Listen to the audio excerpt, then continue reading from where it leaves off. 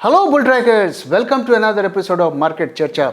दोस्तों, अक्सर हम मार्केट में सिंपल सा ऑर्डर डालते हैं, ये सोच के डालते हैं कि हम बिल्कुल सही काम कर रहे हैं, लेकिन ऑपरेटर्स उसी का फ़ायदा उठाकर हमारी जेब काट लेते हैं और हम यही सोचते रह जाते हैं कि जब मैं शेयर खरीदता हूँ तो शेयर गिर जाता है, जब मैं शेयर बेचता हूँ तो शेयर चढ़ जाता है। तो मैं ऐसी ही एक केस स्टडी आपके साथ शेयर करने वाला हूँ और आपको एक्सप्लेन करने वाला हूँ कि कैसे ऑपरेटर्स हमारे सिंपल से ऑर्डर्स का भी फ़ायदा उठा लेते हैं और अगर आप इसे सही तरीके से समझेंगे तो कुछ अनवांटेड लॉसेस से अपने आप को बचा पाएंगे और ऑपरेटर के चाल से भी अपने आप को बचा पाएंगे। तो दोस्तों, हम में से ज़्यादातर लोग जो हैं पार्ट टाइम ट्रेडर्स होते हैं। 99.9% लोग जो हमारे बीच में हैं वो पार्ट टाइम ट्रेडर होते हैं, फुल टाइम ट्रेडर नहीं होते हैं, क्योंकि उनके पास टाइम ही नहीं होता है कि वो सारा दिन मार्केट को ऑब्जर्व करें।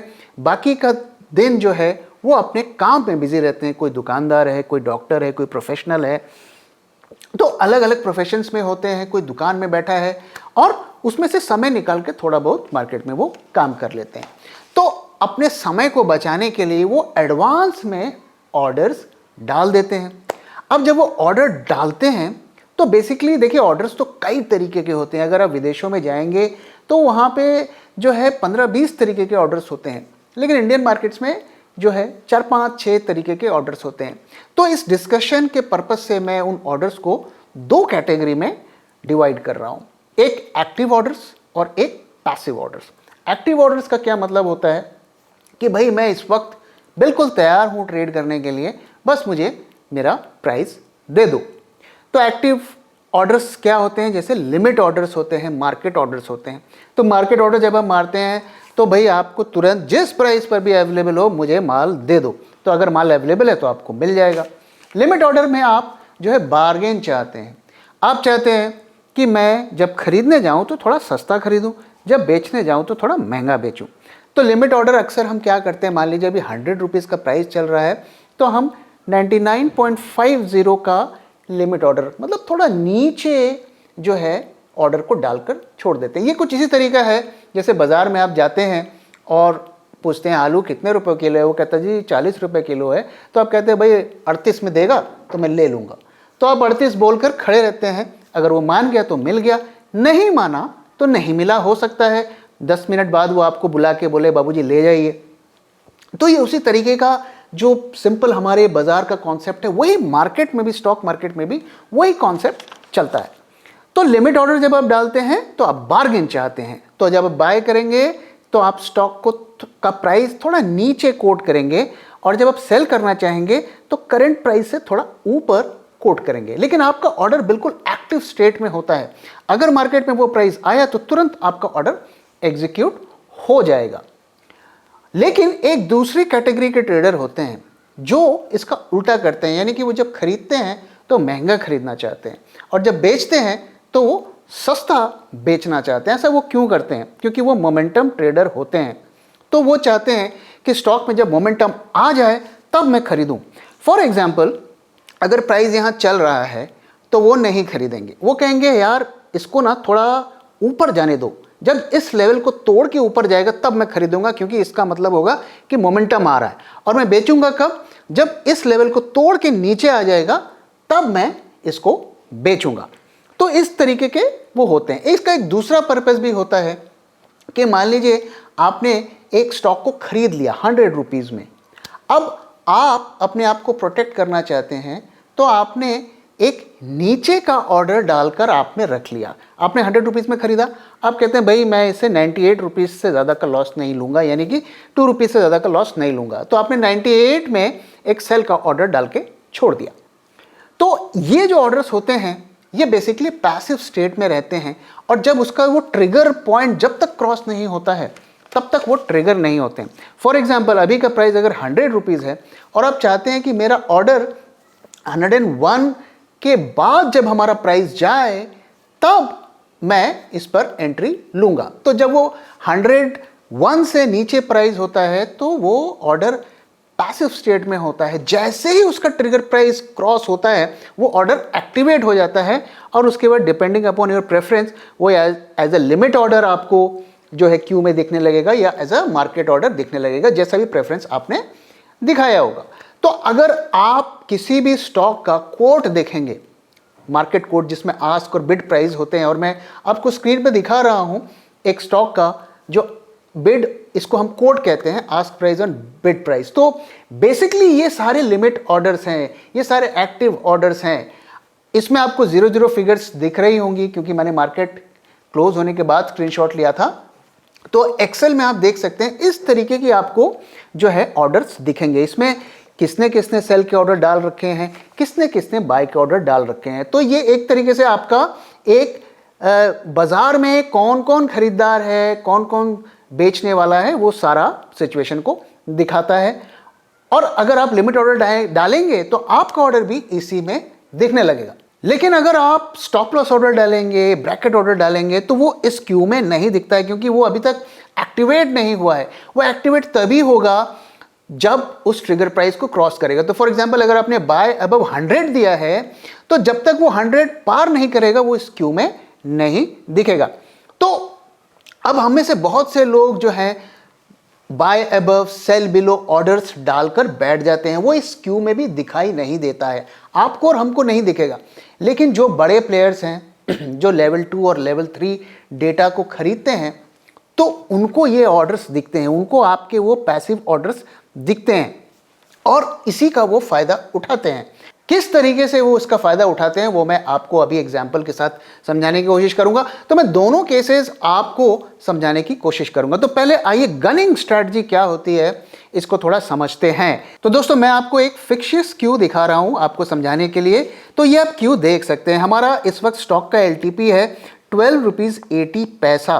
तो उसके नीचे जो लिमिट ऑर्डर्स पड़े हुए हैं 1270, 1260, 1250 वो आपको दिख रहे हैं और साथ में आपको लेफ्ट हैंड साइड पे क्वांटिटी दिख रहे हैं कि 1270 पे 600 शेयर जो है बायर के लिए तैयार है, 1260 में 1030 शेयर लेने के लिए तैयार है। इस तरीके से आपको क्वांटिटी भी दिख रही है और आपको प्राइस भी दिख रहा है कि किसने किस प्राइस पर कोट किया है।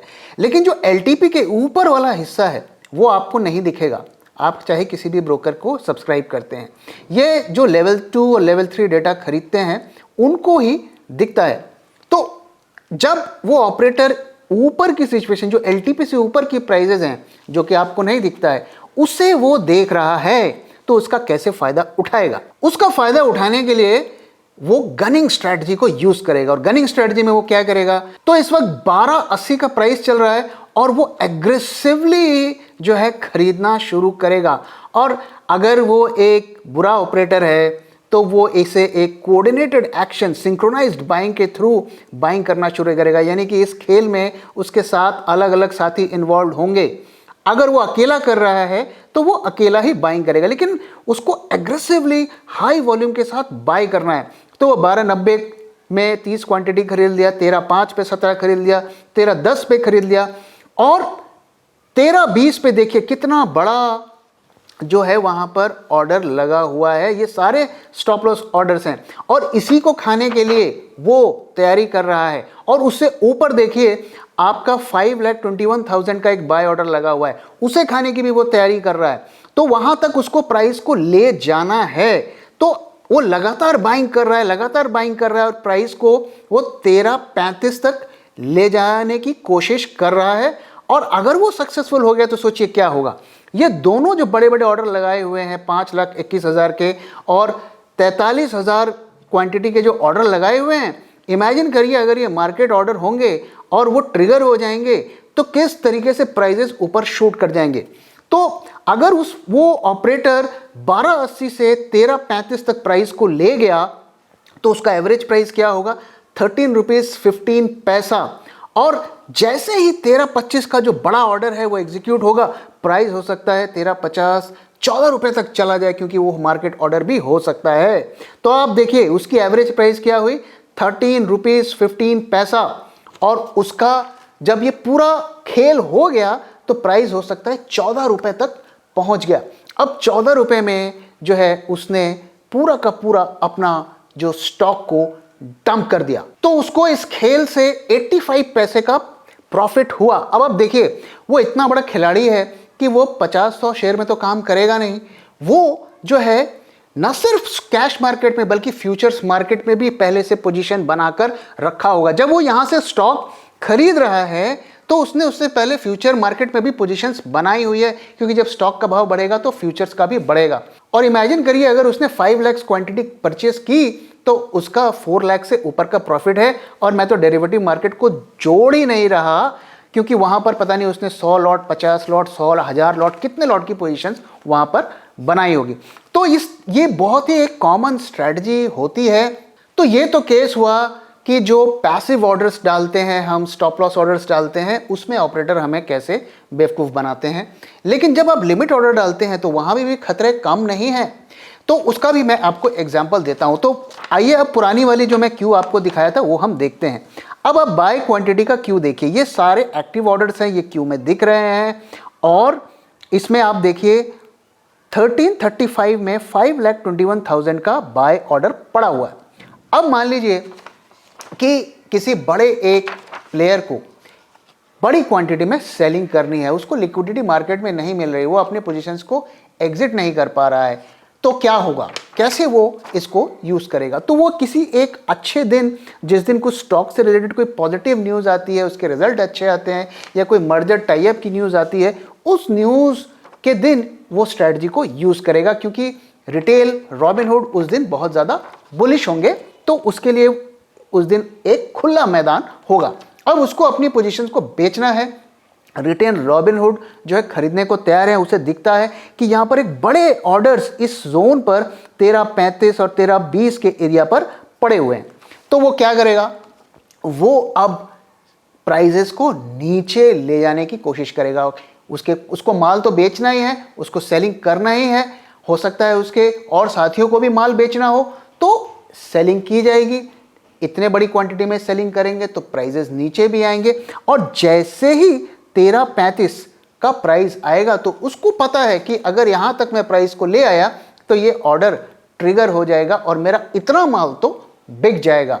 और वो रिटेल वाला पोजीशंस बना लेगा, उसको बाइंग मिल जाएगी, इसको सेलिंग मिल जाएगी। लेकिन दोस्तों ध्यान रहे कि बड़ा प्लेयर जो है वो सेल कर रहा है, तो उसकी सेलिंग अभी खत्म नहीं हुई है और यहां पर इसने खरीद लिया है, तो इसके खरीदने के बाद भी उसकी सेलिंग जारी रहेगी और प्राइसेस नीचे आते रहेंगे। तो ये दोनों केसेस में मैंने आपको दिखाया कि किस तरह ऑपरेटर्स जो है आपकी जेब काटते हैं। और सिर्फ ऑपरेटर्स ही नहीं, बड़े प्लेयर, फाइनेंशियल इंस्टीट्यूशंस भी इस तरीके के काम करते हैं। अब यहां पर दो क्वेश्चंस उठते हैं। पहला ये कि हम अपने आप को कैसे इससे बचाएं, और दूसरा ये कि क्या ये इलीगल है। तो पहला, हम अपने आप को कैसे इससे बचाएं, तो जहां तक हो सके आप जो है एडवांस में ऑर्डर्स को मत डालिए। अब आप सोचेंगे कि यार मैं तो ऑफिस में काम करता हूं, दुकान में बैठता हूं, तो मैं कैसे एडवांस में ऑर्डर डालने के अलावा मेरे पास ऑप्शन क्या है। तो जैसे आप कोई ना कोई ऐसे सर्विसेज को सब्सक्राइब करिए जो आपको बता दे कि भाई ये प्राइस यहाँ तक पहुँच गया है। ऐसे बहुत से आपको जो है सर्विसेज मिल जाएंगी। कई ब्रोकर्स के टर्मिनल पर भी ऐसा फीचर होता है कि आप उसको वॉच में डालिए और वहाँ पे ट्रिगर लगा दीजिए, तो वो आपको ट्रिगर करता है कि भाई ये प्राइस आ गया। तो जैसे ही वो प्राइस आए आपको पता चल जाएगा और आप पोजीशंस को जो है अपनी ट्रेड्स को डाल दीजिए और तुरंत आप उसे एग्जीक्यूट करा दीजिए। क्यू में बहुत ज़्यादा देर तक जो है ऑर्डर्स को नहीं रखिए। दूसरा जो तरीका होता है कि एडवांस ऑर्डर्स अगर आपको डालने ही हैं किसी भी रीजंस की वजह से, तो उन स्टॉक्स में ही सिर्फ डालिए जो हाईली ट्रेडेबल है, जिनमें कंसिस्टेंटली हाई वॉल्यूम हमें दिखता है। और जब आप ट्रेड करने जा रहे हैं जिस दिन, उस दिन भी अच्छा खासा वॉल्यूम आपको दिखता है। कई स्टॉक में आपको वॉल्यूम बहुत बड़ा दिखेगा, लेकिन सिर्फ वो उसमें वॉल्यूम सवेरे और शाम को ही दिखता है, थ्रू आउट द डे नहीं दिखता है। तो ऐसे स्टॉक्स को भी हमें अवॉइड करना। हमें देखना है कि आवर बाई आवर उसमें हमें कंसिस्टेंटली हाई वॉल्यूम दिखता है। ज़्यादातर स्टॉक्स में जिनमें करोड़ों के वॉल्यूम में भी ट्रेडिंग होती है, आप देखेंगे कि शुरू के 1 घंटे और शाम के जो मार्केट क्लोजिंग से पहले 1 घंटे में ही ज़्यादा वॉल्यूम दिखता है। बीच में जो है बहुत ज़्यादा वॉल्यूम नहीं दिखता है। तो विच इज़ आपके लिए वो एक प्रॉब्लम होगी और ऑपरेटर्स के लिए वो एक हंटिंग ग्राउंड होगा। अब अगर हम बात करें कि क्या ये लीगल है इलीगल है, तो देखिए ये एक ग्रे एरिया है। एक तो इसको प्रूव करना बहुत मुश्किल है कि ये इलीगल है। दूसरी चीज़ ये कि कंट्री बाई कंट्री लॉज अलग हैं। यूएसए में अगर आप इस तरीके की गनिंग करते हैं और प्रूव कर देते हैं तो वहाँ पर ये इलीगल है, लेकिन उसको प्रूव करना पॉसिबल नहीं है। क्योंकि अगर कोई मुझसे पूछेगा भाई आप तो गनिंग कर रहे हैं, मैं तो कहूँगा नहीं, मैं तो सिंपल बाइंग कर रहा हूँ, मैं तो कोई मैनिपुलेशन नहीं कर रहा हूँ। और इंडिया में गनिंग के लिए क्या लॉ है मुझे नहीं पता है, लेकिन मोस्ट लाइकली ये इलीगल नहीं है। हाँ, ये एक ही केस में इलीगल प्रूव होगा अगर किसी ने ये साबित कर दिया कि एक कोऑर्डिनेटेड एक्शन के द्वारा प्राइजेस को बढ़ाया जा रहा है या घटाया जा रहा है। कोऑर्डिनेटेड एक्शंस यानी कि सिंक्रोनाइज्ड बाइंग या सेलिंग, जिसमें कई लोग एक पर्टिकुलर स्टॉक में at the same time involve होते हैं और ये एक तरीके की स्ट्रेटजी के साथ बाइंग सेलिंग करते हैं ताकि प्राइजेस को ऊपर ले जाया जाए या नीचे ले जाया जाए। तो अगर ये प्रूफ कर दिया जाए तो ये इलीगल हो जाता है। लेकिन इलीगल और लीगल के चक्कर में पड़ के देखिए फ़ायदा नहीं है। हमारा खुद का पैसा है तो हमें अपने आप को इससे सेफगार्ड करके रखना है। तो दोस्तों ये थी ऑपरेटर्स की गनिंग स्ट्रेटजी। और अगर इससे रिलेटेड आपको कोई क्वेश्चन है तो प्लीज़ जो है कमेंट बॉक्स पे पोस्ट करिए, मैं पूरी कोशिश करूंगा कि उसका रिस्पॉन्स करूं। तो चलिए अब मार्केट की तरफ चलते हैं और मार्केट की एक एनालिसिस करते हैं और देखते हैं कि वहां पर क्या हो रहा है। तो आइए सबसे पहले निफ्टी का चार्ट देखते हैं। तो निफ्टी में जैसा कि मैं लगातार आपको बता रहा हूं कि प्राइजेस इस चैनल के अंदर मूव कर रहे थे और अब ये चैनल के अपर एंड पे चले गए हैं और इससे ऊपर भी चले गए हैं। लेकिन आप पिछले 2 दिन का अगर कैंडल को देखें तो उसमें हमें बहुत स्मॉल बॉडी होती हुई दिख रही है। ये जो वाला जो कैंडल था पिछले दिन वाला, ये एक रिवर्सल कैंडल था, यानी कि यहां से रिवर्सल होने के चांस थे, लेकिन आज प्राइसेस उससे ऊपर चले गए तो एक तरीके से वो नेगेट हो गया और हमें देखना पड़ेगा कि आगे आने वाले 2 दिनों में क्या होता है। लेकिन मोटा मोटा यहां पर मार्केट जो है टायर्ड मुझे दिख रहे हैं और यहां पर आप देखिए वॉल्यूम काफी ज्यादा हाई है। तो जब एक मीनिंगफुल राइज के बाद हाई वॉल्यूम होता है तो वो इंडिकेट करता है कि रिटेल वाले उस बाइंग में ज़्यादा पार्टिसिपेट कर रहे हैं। और इस चार्ट को देखकर मुझे ऐसे लगता है कि इस वक्त निफ्टी में किसी भी तरीके की शॉर्ट टर्म पर्सपेक्टिव से ट्रेड लेना विल बी वेरी रिस्की। आइए दोस्तों अब ऑप्शन चेन की एक एनालिसिस करते हैं। तो ये जो चार्ट है ये आज का है 11 अप्रैल का और ये चार्ट जो है 6 अप्रैल का है और एक हम कंपैरिजन करते हैं कि हमें क्या चेंजेस होते हुए दिख रहे हैं।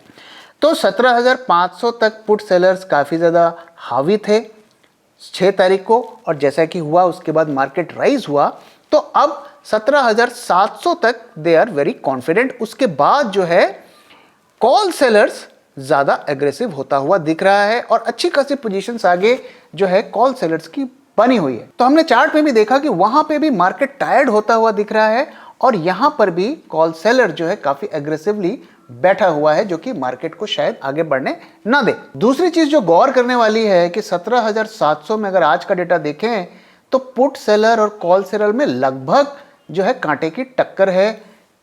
पुट सेलर थोड़ा ज्यादा एग्रेसिव है लेकिन कॉल सेलर भी वहां पर डटा हुआ है। तो अभी भी दोनों में फाइट चल रही है और दोनों ही अपनी पोजीशंस पर खड़े हुए हैं और कल देखते हैं कि यहां पर क्या होता है। तो ऑप्शन चेन को भी देखकर यही लग रहा है कि मार्केट अपने की रेजिस्टेंस लेवल तक पहुंच चुका है। अब आइए एक डे वाइज ऑप्शन पोजीशंस की एनालिसिस कर लेते हैं। तो अगर आप इंडेक्स ऑप्शन का डेटा देखें जिसमें निफ्टी और बैंक निफ्टी दोनों के ऑप्शंस इंक्लूडेड हैं, वहां पर हमें क्या दिख रहा है। तो डेफिनेटली मार्केट ऊपर जा रहा है तो पुट का ओआई भी जा रहा है लेकिन कॉल का ओआई भी साथ में ऊपर जा रहा है। तो ऐसा नहीं है कि यहां पर बुल्स के लिए खुला मैदान छोड़ दिया गया। एक और चीज आप गौर करिए कि यहां पर आप देखिए तो प्राइस ऊपर जा रहे हैं लेकिन पुट का अगर ओआई देखिए तो वो नीचे जाता हुआ ट्रेंड दिख रहा है। अगर हम इस पॉइंट से इस पॉइंट को कंपेयर करें तो डेफिनेटली मार्केट ऊपर जा रहा है तो बुलिशनेस दिख रही है लेकिन उस लेवल की हाई बुलिशनेस भी नहीं दिख रही है। अब देखिए अगर ट्रेड्स की बात करें दोस्तों तो मैंने आपके साथ पहले शेयर किया था कि हमारे एल्गोज ने 13 अप्रैल को निफ्टी में बाय सिग्नल दे दिया था 17,465 इस लेवल पर आपको बाय का सिग्नल दे दिया था। मैं लगातार आपके साथ शेयर कर रहा हूं और अभी भी बाय मोड में ही निफ्टी चल रहा है। सरप्राइजिंगली बैंक निफ्टी में ज्यादा मूवमेंट हो रही है लेकिन हमारे एल्गोज अभी तक जो है उसमें बाय का सिग्नल नहीं दिया। बैंक निफ्टी अभी भी हमारा सेल मोड में ही चल रहा है लेकिन इसके बावजूद मैंने आपके साथ एक खुजली ट्रेड शेयर किया था बैंक निफ्टी का और उसमें हमने आपके साथ कहा था कि ये एक हाई रिस्क ट्रेड है लेकिन आप 40,4 38 के ऊपर बाइंग पोजीशन बना सकते हैं हेजिंग के साथ। और इसका हमने जो टारगेट आपके साथ दिया था 41320, आज दोस्तों ये लेवल क्रॉस हो गया है। और मैं बिल्कुल भी, अगर इस पे किसी ने पोजीशन बनाई है तो मेरा यही रहेगा कि भाई इससे अब आप निकल जाइए, क्योंकि मार्केट में अब हमें टायर्डनेस दिख रही है। तो हमें इस वक्त जो है ना फ्रेश पोजीशंस दोनों में नहीं बनानी है। तो दोस्तों मेरी अभी इस वक्त कोई पोजीशन नहीं है निफ्टी बैंक निफ्टी में, लेकिन शायद मैं आने वाले 1-2 दिनों में शॉर्ट पोजीशंस बनाऊं। हो सकता है निफ्टी में, हो सकता है बैंक निफ्टी में, लेकिन अभी ये अनकंफर्म्ड है। मैं कल का मूव देखना चाहता हूं, उसके बाद I will take a decision. तो दोस्तों इसी के साथ इस वीडियो को यहां पे खत्म कर रहा हूं। Thank you very much for watching and thank you for your time.